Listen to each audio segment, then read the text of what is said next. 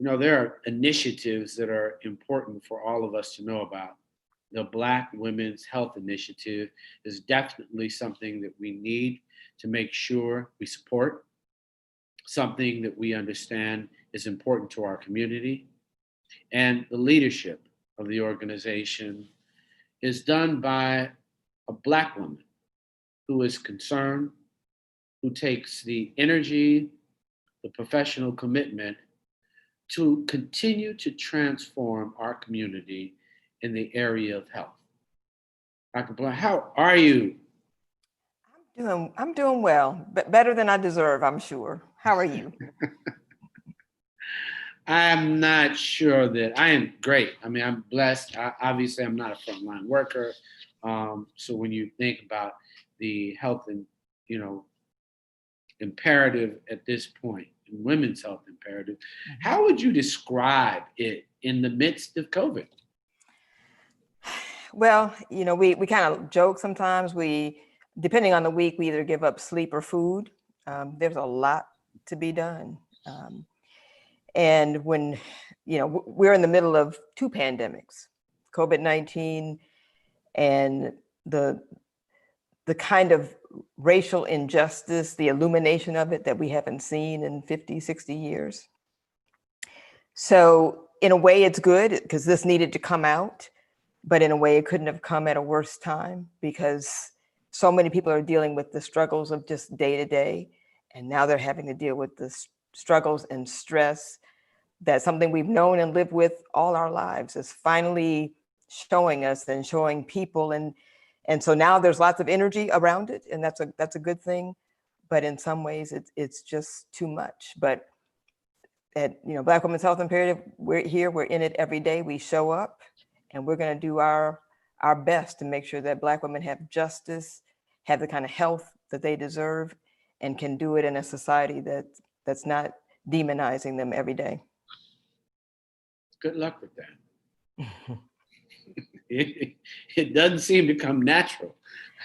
Not for some people, but the work that you're doing to help us get the word out, to talk about how important health is and what the threats are to our health that people may not even sort of think about every day is really important. I mean, it's having partners like you that help us talk to women every day in the way that they talk about health themselves, and then to take the science and bring it into that conversation in a way that the everyday woman can say, oh, okay, I get it. Now I know what to do. That's really important. But you didn't just say women's health imperative. You said Black women's. That's exactly right. That's exactly right. And being the CEO, the president, leadership at this time and leading Black women, I admire. I've really had to help my brothers with their glasses. I've shared with so many brothers, and I don't know, maybe it's because my mom, raised me the majority of my life, and so I knew how important our relationship was. So disrespecting her, we talk every day still at 87. So it's a whole. That's a blessing. Yeah, no, and I know some days I'm just a comfort blanket. She only called to hear it say, okay, the world's okay, he's okay, but I'm okay. So I understand that. But 37 years thinking about women. I've just had my mom, but you've had this organization and the service is impeccable. Share your CEO vision with me. Yeah. And you're right. I mean, we started 37 years ago. So this is year 38 for us when Billie Avery, longtime organizer, activist, brought 2,000 of her closest friends together on the Spelman's campus and said, we Black women need to take care of each other and take care of ourselves. And so for all of those years, that's what we've been doing. I mean, we focus, on chronic disease prevention, diabetes, hypertension, heart disease, maternal mortality, HIV prevention, and of course, sexual health and rights, reproductive justice is at our core. And what I bring is research, We've got a tremendous policy team. So we're at certain tables having conversations about policy. And we know how to tell our story. Our communications team is unparalleled. We know how to tell the story. But I often say you need data to tell the story, but you never tell the story of data because people aren't interested. So what I bring is being able to translate that research into something that's meaningful, not only for the everyday woman, but for corporations, for policymakers. Because until and unless we really grasp that, we keep spinning our wheels. And so our purpose is, that vision is to make sure women can live their healthiest lives, but to affirm the Black woman every step of the way along her wellness journey. Every Black woman wants to be healthy, and she's doing everything she can to be healthy, and she's taking care of her family. And at 87, she still calls her son just to make sure things are okay. That's what we do. And that's what we want to make sure women can continue to do. And right now with this terrible environment we're in over George Floyd's brutal murder and so many others, and now COVID-19, it's just more important than ever that Black women have the right information so they can make the best decisions for themselves. I respect you and what you're doing. It just seems as though even we as a community are just beginning to accept the fact that we lay heavy weights on our Black women. I mean, Taraji came out and said, hey, don't make me your superwoman, because that's a whole lot. It is. When I take the cape off the cast and I walk out here, I am a Black woman, no matter how famous, no matter how many statues, no matter how many checks.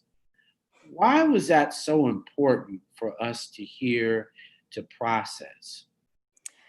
Because we hear it every single day. And you have to go back 400 years to look at how Black women were treated when we were brought to this country and how we've been treated ever since. Chattel, reproductive vessels, objects to be experimented on, as J. Marion Sims did in 100 years ago, for science purposes that didn't benefit us. And then, more recently, you can go back, 60 years to the Southern strategy, where a deliberate attempt was made to marginalize Black men and put the weight of communities on Black women. But we've been taking care of people for all the time that we've been here. Taraji's point is well taken. Yes, that is what we do, but that is not what people should expect of us. We need help. Our Black men help us, but what happens is we've been socialized over all these years to assume that responsibility, to put that cape on and keep it on. And what we see is, while yes, we may be super women, that wears on us. The number one health issue for Black women is stress. It is not diabetes and heart disease and high blood pressure. It is stress. And now we've got so much research that looks at how racial discrimination and gender discrimination actually affects our health and shortens our lifespan. So we have to take that off. My founder, Billy Avery, and I say all the time, no is a complete sentence. I say use it early and often, because we can't do it all. And at the end of the day, we're the ones that pay the price. And we owe it to ourselves to relax, to step back, to take that cape off and not take on other people's stuff. We have enough of it on our own. I share with you in just giving the lens to my brethren. I mean, literally, it's like you might want to have new optics. You might want to acknowledge when you're buying into some European family setup, in terms of you can cook dinner for 5 nights in a row. You can actually wash those dishes and help clean up the house. You can say thank you and I apologize. You can ask for forgiveness 1,000 times. You can pick up what you put down. You actually can do that. And by doing that, the one that you love will know that you love them versus the one that you love is servicing you. I think we've gotten used to that. Yeah, you're describing a partnership. You know, doesn't mean you have to do everything equally. It just has to be done fairly.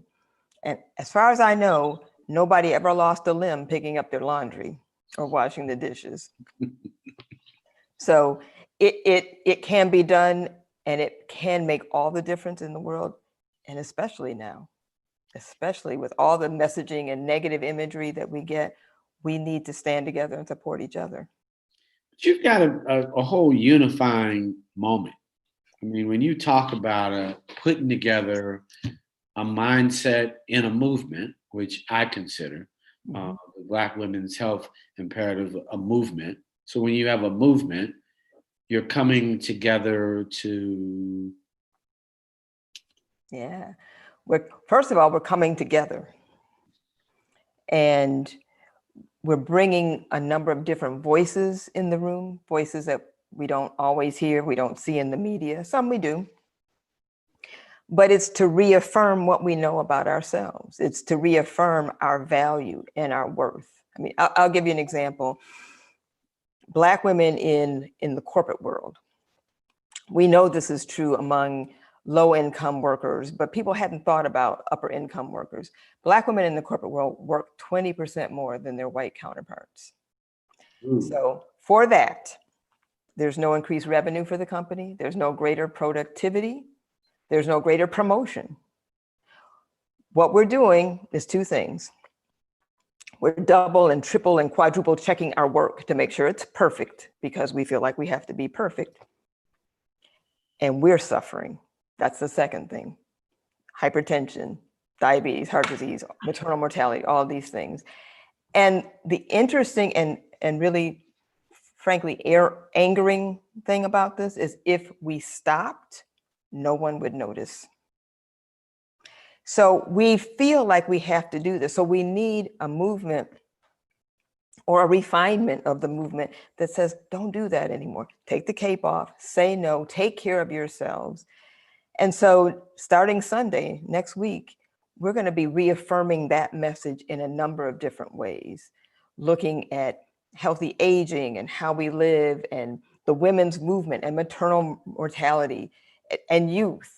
We're going to take a broad view. We're going to look at LGBT issues and talk about what it means to be a Black woman in this society, in this moment, and what we can do to take care of ourselves, preserve our mental health, get to a place of peace, help our families, and survive both COVID-19 and the social injustice to make our stamp on it so that 2, 3, 5 years from now, we're not still having the same conversation.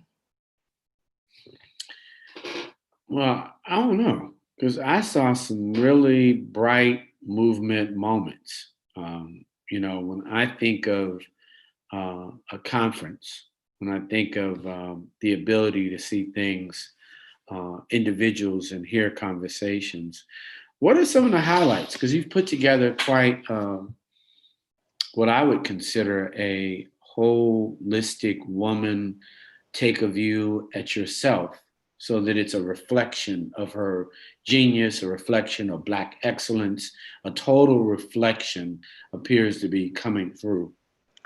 Yeah, so we wanted to start with having a conversation. The whole week is open, honest conversation with really courageous women willing to share their stories. Shanti Das will talk about emotional wellness and her journey.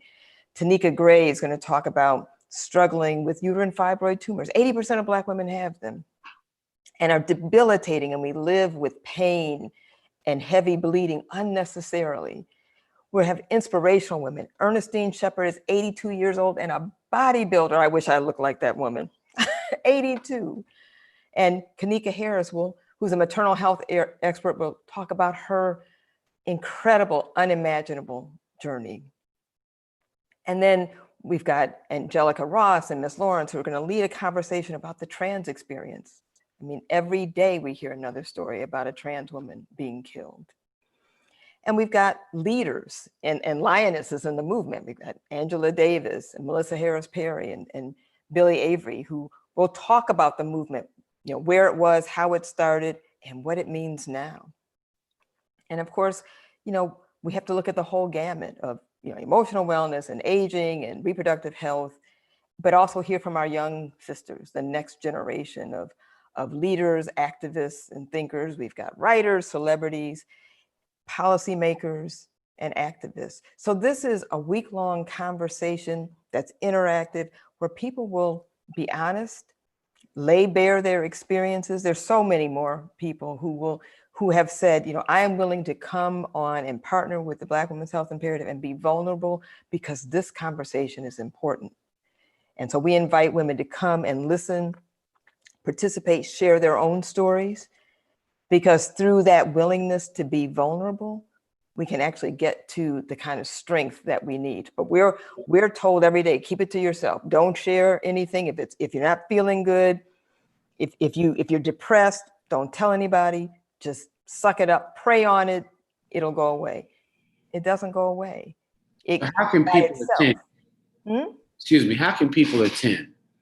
Well, they can attend by going to anniversary.bwhi.org, register, sign up for all of the sessions or whatever sessions speak to them. Let us know, sign up, and then stay in touch with us. Because this is a conversation that starts on Sunday and goes next week, but it doesn't end on Saturday. It's going to continue, and we need all Black women in this movement. We all have our stories to share. We all have stories of strength and pain and growth and resilience. And we need to hear them all so that we have that person to call, that person to lean on. We've got to form our own community. We're going to take care of ourselves and take care of each other. I wish it was that simple. That's not what I see. Because when I look at that week, I think about the gifts that any mother-daughter watching, any young person who wanted to know. I mean, if you bring Angela Davis to a moment, those often what I love about what you guys are doing is giving the community access to things that they don't always have access to. That's what I love about your movement. Yeah.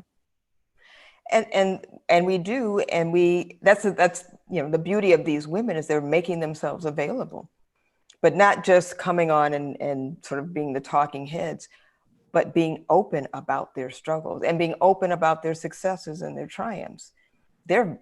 All of these women are inspirational, no matter what their stories. And what we hear is when women participate, we do Black and Well TV just about every Friday. And when women participate, they're getting accurate, timely information that they can act on. And we hear from them, thank you. That's what I needed to know. That's what I needed to see. Literally we hear this, I know I'm not crazy. Like, no, of course you're not crazy. But we have to affirm that over and over again. And it is so helpful to have women who have been through it, who are still going through it, remind us that we have what it takes. It's not simple, but we have what it takes. And if we lean on each other, if we actually treat ourselves like we are part of a movement, then yeah, we can get there. The other thing I've looked at is how we can train our minds and spirit by attending this conference. We, particularly around the emotional wellness part of this conference, there's going to be some really powerful information. I mean, Shanti Das has an incredible story, and I won't share it here. I'll let people experience it for themselves. But what she will talk about and others is really the holistic nature of that. I mean, there's a meditative practice, there could be your spiritual practice, or other kinds of practices, but there's also a way of just looking at who you are in this society right now. And so people, the people who tune in, and particularly Black women, will get from this, oh, I see there's some things I can do because everybody's under stress now. I mean, I can't imagine being the mom of 3 children who are in elementary school. Like, what are you going to do in 2 weeks? We're all stressed out, but women will come away from this week and these sessions with tools, with strategies, with resources, with answers, with next steps to take care of themselves so they can find some peace and be able to deal with this insanity that's out here. Let's watch a video.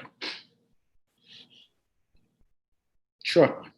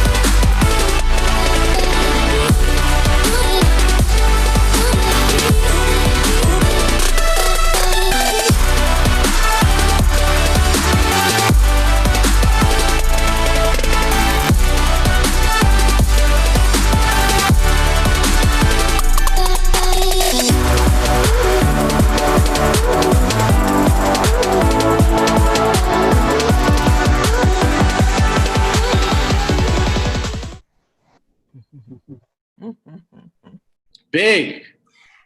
And energy and positive and vibrant, that is who we are. You know, Black women don't see themselves as broke down at all. That is not how we view ourselves or our health. So we came at this with what Black women bring to the world every single day. You know, a few CEO questions. You know, I work to make a difference, and I want you to finish these sentences. I work to make a difference by. I work to make a difference by making sure that the vision for Black women's health and Black women's health imperative is clear, that I provide the resources to an incredibly talented staff, that I run interference so they can do what they are really good at, and remind people every day of the value of supporting Black women and the value that we bring, and that I've got this team that shows up and shows out for Black women. And we have a whole lot of experience being Black women. You think about some of the other, what are the best ways for a healthy lifestyle changes? What are some of the best ways? So I would start with trying to manage stress. We've got a program called Change Your Lifestyle, Change Your Life. It's a partnership with CDC funded by the Centers for Disease Control. And we are their top performing grantee in this program that was designed to reduce diabetes, reduce the risk for diabetes and the occurrence of it. We start with, how do you feel? Because if we don't start there, then you don't understand why you're eating the way you're eating or not exercising. So we start with, how do you feel, and go from there. So what women can do first is try to manage their stress. There's plenty of tools and techniques for that. Then looking at how we use food. Are we stress eaters? Do we eat when we get depressed? Really examining that, look at what you're eating. And then it's about getting, moving. We don't have to go to the gym. Can't now anyway, but it's not necessary. What's necessary is to move. So do find those things that bring you joy. I can't tell you how many times I dance salsa in my kitchen. Do those things that bring you joy. If it means getting outside and going for a walk, you can do that. But the important thing is just to move. You don't have to be an Olympic athlete. You don't have to do that stuff on late night TV. It's just get out and get your body going, because that will make you feel so much better. How has technology played a role in with the Black women's imperative? Well, we, like a lot of folks, are looking at how data are used and how technology is used. And so this year, I guess this fall, we will launch the very first app to prevent chronic disease for Black women. So it's in development now, and we're going to go into user testing next month.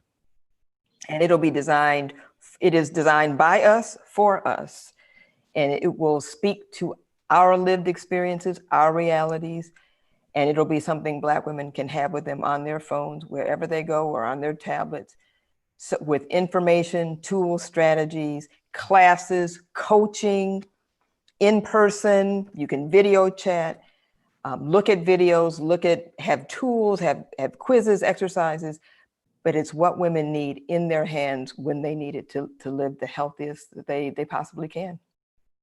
And what made you think about this tool? We have to. We know how Black women live. We know what their days are like. We asked Black women to define health, and did a study on that, and they need this information wherever they are, because we're all over the place. We're doing too many things. We're too busy, and it becomes a challenge sometimes to think about, what am I going to eat today, or how am I going to get through this day or get through this project.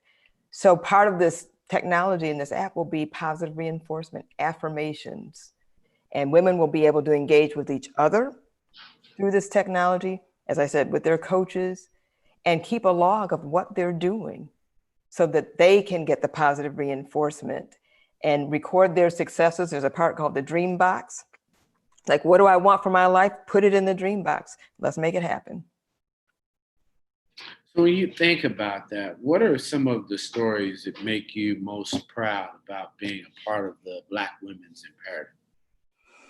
Well, I'm proud of the heritage, the shoulders that I stand on in this movement. Billy Avery, obviously, but so many others. But at the individual level, that we have so many stories of success and pride. There's one of our participants in the Change Your Lifestyle program, Helen, tells a story, and I'll be brief. She was in her home. Her son is a fireman. She tells this story, and she has several children. He comes into the kitchen and he asks her to stand up, and she kind of blows him off, and he says, "No, Mom, stand up." So she stands up, and she describes it. This big burly fireman bursts into tears. Helen lost 130 pounds through this program. Mm. And he said to her, and it still makes me get choked up, he said, "We thought we were going to lose you." So it's stories like that where we know it can be done. We can find peace. We can get healthy. We can take care of ourselves. And that's why we're here. That's why we show up for work every single day. It's so beautiful. It sounds like she found herself through the Black Women's Health. Yeah. I really love that story. I think the beauty of even thinking about this conference is people can see and find themselves there, so that you have a very strong, what I consider principle. Everybody's looking for this leadership. But I'm like, if she gives you the principle and the tools, just apply those in the absence. And it sounded like his mother found herself through, your imperative. It literally, and obviously she made her health an imperative at that moment. She did. She put herself first, and her family couldn't have been happier. Yeah, that's what we need to do. Barbara Fields says, much needed app, amazing, strong Black women. So those are the kind of comments you're getting. So there must be some anticipation, obvious need. I think the other thing that really makes me proud of what you're doing as a leader is that it's authentic and culturally relevant. I think it's far too often that the conversation, the whole interaction is absence of a cultural lens, respectful lens, the absence of bias. How do you do it? Because that's a tough journey when everybody wants to tell you how to do it.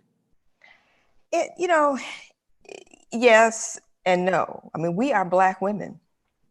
We've got one person on staff who's not a Black woman. Let me kind of go through it. So we know a little something about being Black women and about what we need and how we talk about our health. Now, yes, we have lots of partners, we get support, but at the end of the day, it is always and only about Black women and Black women's health. So doing that is not hard.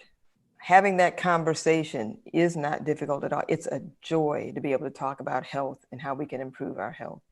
What gets to be a challenge is how we get portrayed in media oftentimes, and how even some of my public health colleagues, epidemiologists, talk about data and Black health, where, you know, the way we often talk about the data, people get the impression, well, it must be because they're Black. Well, that's not it.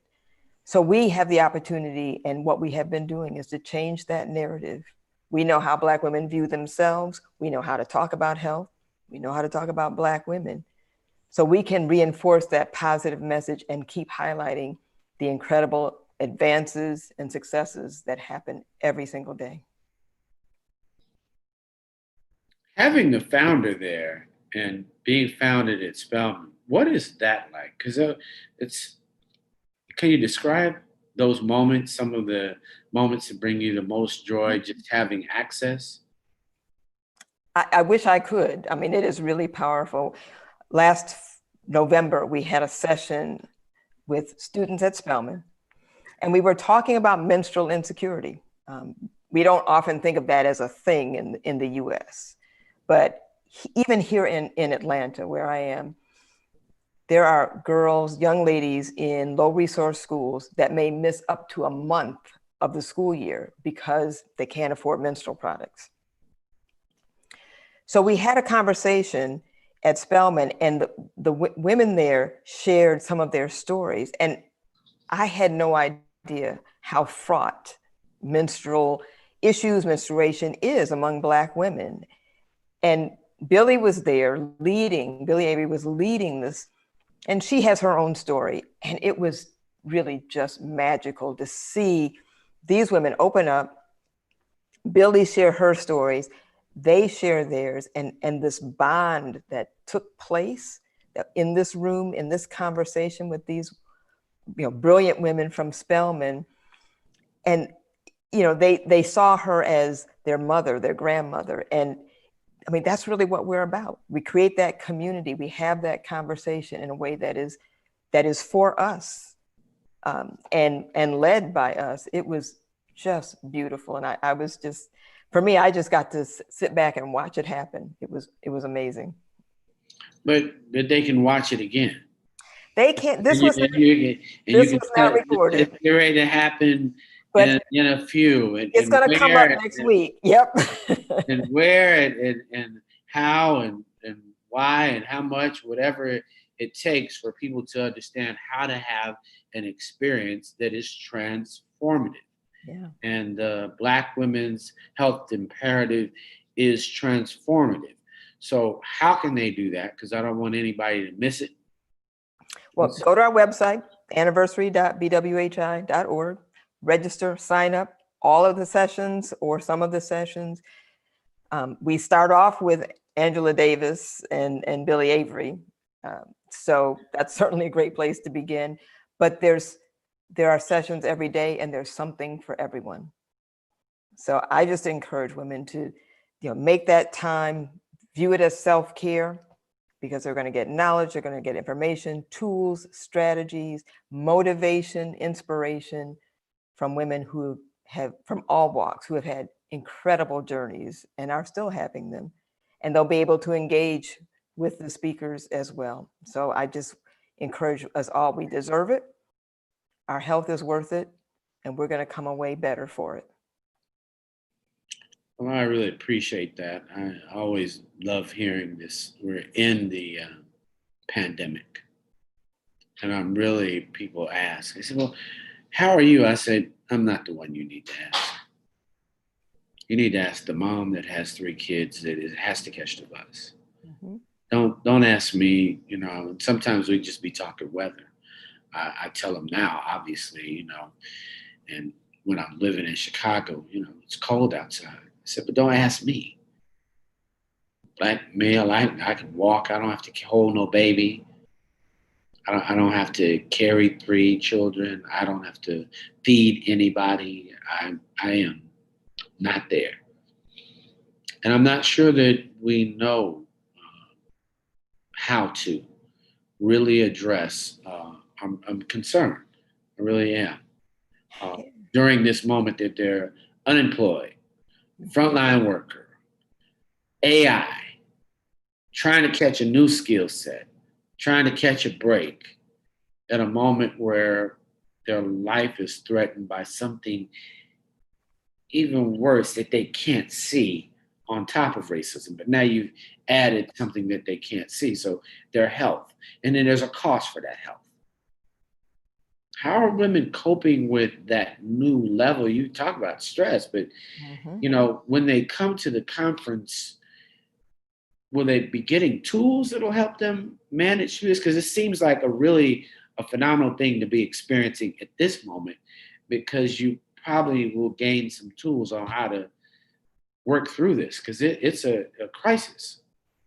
Absolutely, they will. I mean, there will be tools for stress management, but there's also going to be tools for dealing with this new reality.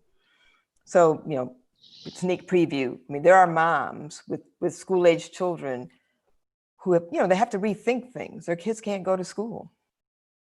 And so there are moms who are getting together to say, you know what, we're going to have school with our kids. It'll be like the old days where we had multiple ages in a classroom. We're going to hire teachers and essentially homeschool these kids. And probably, the thinking is they'll get a better education than they might have gotten in public school, because they'll be focused on getting that education. Moms are talking about taking turns, like I'll teach science, you teach math, you teach reading. But we are working it out.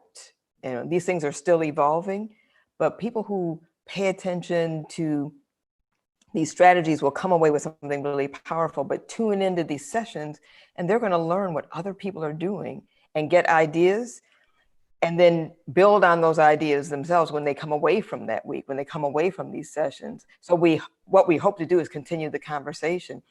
Like, please tell us what you got from this. Tell us what you're doing so we can share that with, on our website, with our listenership, with the women that we touch every day.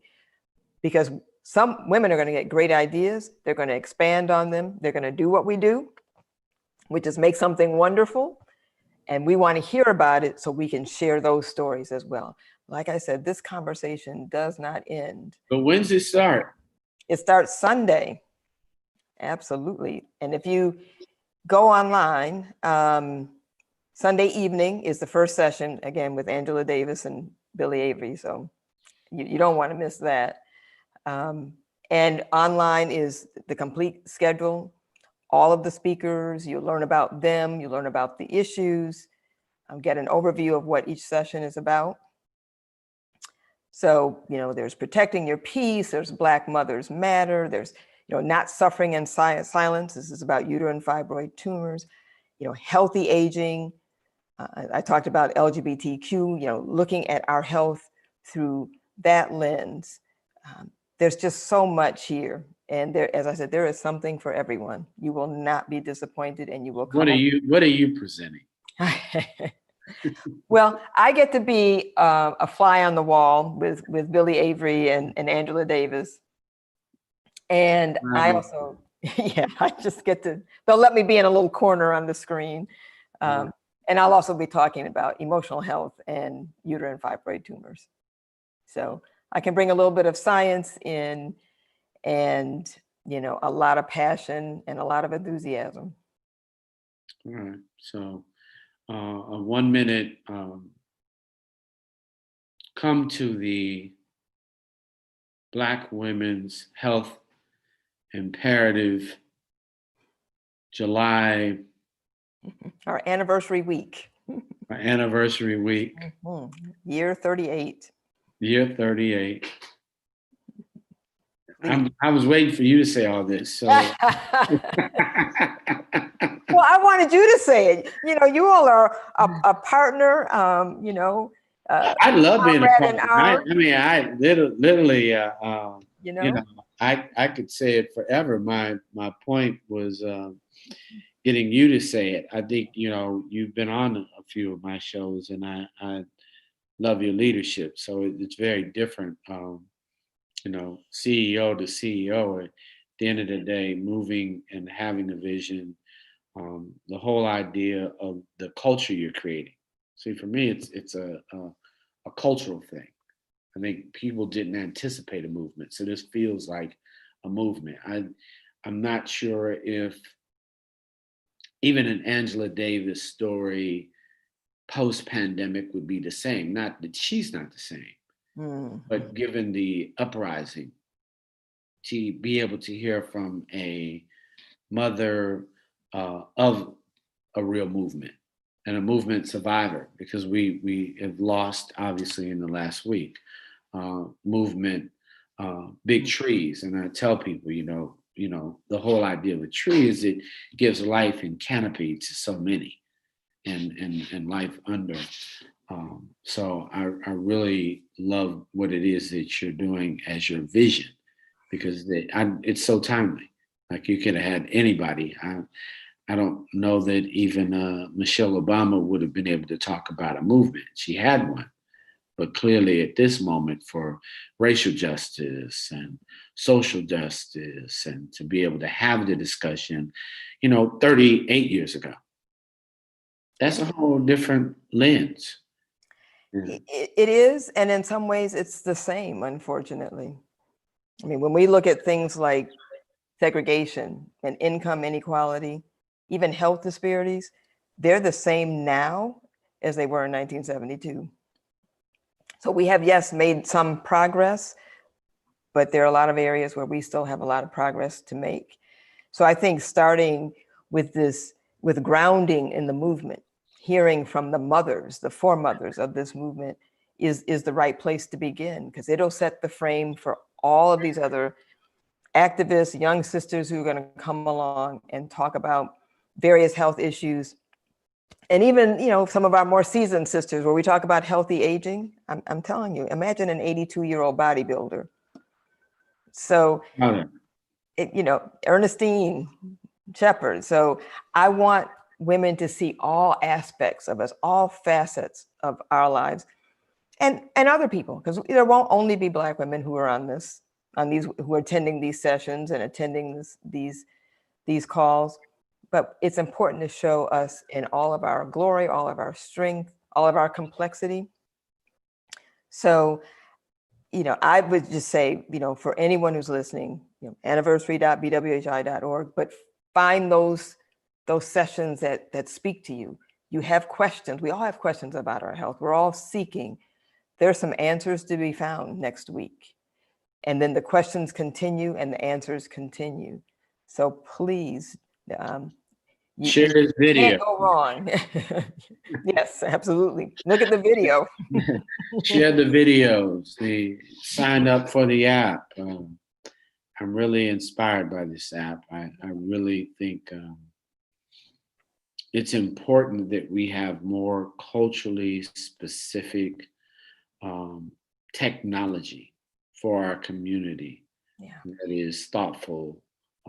Definitely Black women, as much support as we literally can leverage, will only benefit our entire community. Mm-hmm. That's why I say your leadership is so important. Your vision, you're always step back, but I just want people to know that it is your vision. You do have a vision, and that just kind of highlights the vision, because now women will have access again to something that they don't have to leave, they don't have to wonder. I mean, we're No. in a culture where we need coaching. We need to be able to know where our bodies are, where we are at a moment's notice, and have a supportive Black women's health initiative in our hands, and someone who is there for us. Technology is really important, and it's important that we take technology that is affirming to us with us wherever we go, because there's so much out there that isn't, to be honest. And so we need to be the ones to develop the technology that we need. So we're doing this through our app, and there are a lot of sisters out there developing technology. And so this isn't the end. We want to partner with them and make sure that we expand technology in the right way to us, the way we need it.